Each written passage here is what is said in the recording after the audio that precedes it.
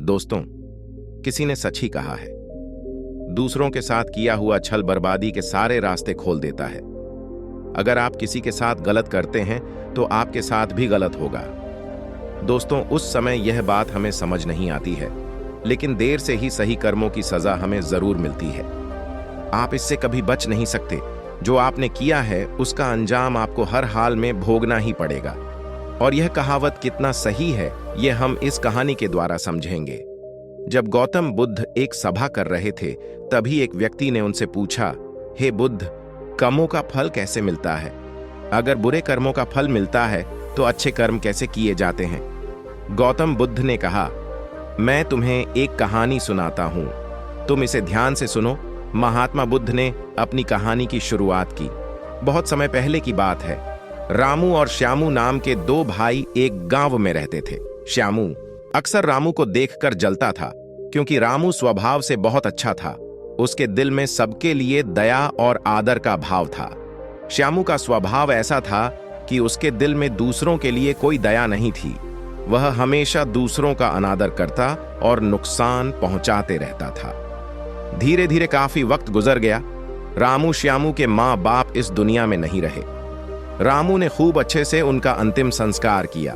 उसने गांव वालों को भोजन के लिए आमंत्रित किया और ब्राह्मणों को दान दक्षिणा देकर विदा किया। वह हर साल अपने माता पिता की बरसी पर ब्राह्मणों को भोजन कराता और दान देता। ये सब चीजें श्यामू को पसंद नहीं आती थीं और वह रामू से जलते रहता था। एक बार अपने माता पिता की बरसी पर रामू ने अपने राज्य के राजा को आदर सत्कार के साथ बुलाया और राजा के सामने ब्राह्मणों और पूरे गांव को खाना खिलाया। ब्राह्मणों को दान भी दिया ताकि उसके माता पिता स्वर्ग में खुश रह सकें। तभी राजा ने श्यामू से पूछा, तुम्हारा भाई तुम्हारे माता पिता के लिए इतना कुछ करता है, तुम ऐसा क्यों नहीं करते हो? क्या तुम्हें यह समझ नहीं आता कि तुम भी अपने माता पिता के लिए कुछ कर सकते हो? श्यामू ने कुछ नहीं कहा और चुपचाप वहां से चला गया। उसे गुस्सा आ रहा था, क्योंकि राजा ने उसकी बेइज्जती की और वह रामू से अपने अपमान का बदला लेने का सोच रहा था। अगले दिन वह ढोंग करना शुरू करता है। नगर के सामने जोर जोर से चीखने लगता है, मेरे माँ बाप मेरे सपने में आए थे, वह स्वर्ग में खुश नहीं है। कोई तो उन्हें वहां जाकर खाना बनाकर खिलाए, वो तभी खुश रहेंगे। उन्होंने मुझसे सपने में कहा था, रामू को मेरे पास भेज दो, वह उनकी बहुत सेवा करता है, वह इसके साथ बहुत खुश रहेंगे। राजा कहते हैं, यह तो अच्छी बात है, लेकिन इसके लिए तो रामू को मरना पड़ेगा।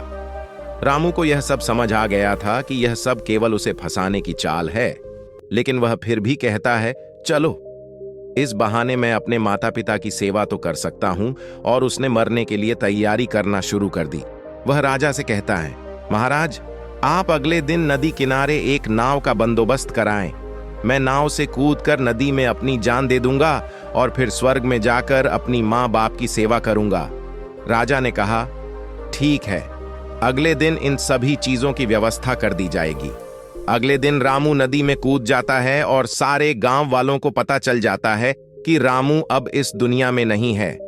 अब वह स्वर्ग की ओर चला गया है माता पिता की सेवा करने के लिए। श्यामू बहुत खुश था कि उसका इकलौता भाई दुनिया में नहीं रहा। जो भी जमीन है, अब वह सब मेरा है, मैं ही इसका मालिक बनूंगा। धीरे धीरे काफी दिन गुजर चले। एक दिन अचानक से राजा के दरबार के बाहर रामू बैठा होता है और जोर जोर से रो रहा होता है। राजा के सिपाही उसे दरबार में ले जाते हैं और उससे पूछते हैं, ये चमत्कार कैसे हुआ? तुम जिंदा कैसे हो? तब रामू बताता है, मैं स्वर्ग में गया था। मैंने देखा मेरे माँ बाप अभी भी खुश नहीं हैं। वो मेरे पर गुस्सा हो रहे थे और कह रहे थे, तुम्हें तो खाना बनाने भी नहीं आता। तुमसे अच्छा तो श्यामू है, जो तुमसे अच्छा खाना बना लेता है। तुम जाओ और उसे भेज दो। राजा श्यामू को बुलाते हैं और सारी बातें बता देते हैं और कहते हैं, तुम्हारे भाई ने माता पिता के लिए इतना त्याग किया है, अब तुम्हारी बारी है। क्या तुम उनके लिए ऐसा कुछ नहीं कर सकते? श्यामू को ना चाहते हुए भी ये सब करना ही पड़ता है। अगले दिन फिर से सारी तैयारी की जाती है। श्यामू घर आकर सोचता है, मैं वहां जाऊंगा ही नहीं, अगले दिन शहर छोड़कर कहीं चला जाऊंगा। फिर रामू ने राजा को सारा सच बताया। वास्तव में वह जिंदा कैसे बचा, उसने पहले ही मछुआरे से बात कर ली थी। जिससे उसकी जान बची और वह 1 महीने तक नगर से दूर रहा था। फिर सही समय पर राज्य में लौट आया। उसने यह सब केवल इसलिए किया था क्योंकि वह श्यामू को एक सबक सिखाना चाहता था। इधर श्यामू शहर छोड़कर जाने की योजना बना चुका था। अपने योजना के अनुसार वह रात के अंधेरे में ही घर छोड़कर भाग जाता है। वह घर छोड़कर कुछ दूर गया ही था कि तभी राजा के 2 सैनिकों की नजर उस पर पड़ती है और उसे रोकने का प्रयत्न करते हैं। श्यामू और सैनिकों के मध्य हाथापाई और लड़ाई शुरू हो जाती है। श्यामू गुस्से में आकर एक सैनिक के सिर पर पत्थर से मारता है। सिर पर चोट लगने से उसकी मौत हो जाती है। यह सारी बातें जब राजा को पता चलती है, वह श्यामू को माफ करने वाले ही थे कि उनको यह बात पता चली तो वह और गुस्सा हो जाते हैं। श्यामू को क्रोध में आकार मृत्युदंड सुना देते हैं। अगली सुबह उसे नाव से धक्का देकर मारने का आदेश जारी कर दिया जाता है। उसको उस आखिरी समय पर अपनी गलती का एहसास होता है कि जिंदगी के अंतिम वक्त में भी उसने लोगों का बुरा ही किया। उसे भी अपने जीवन के आखिरी पलों में गलती का एहसास होता है।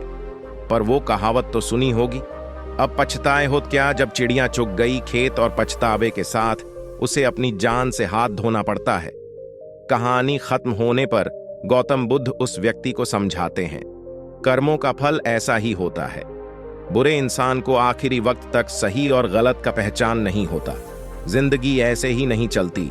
जिंदगी समझने की चीज है जिसे हर व्यक्ति को समझनी चाहिए।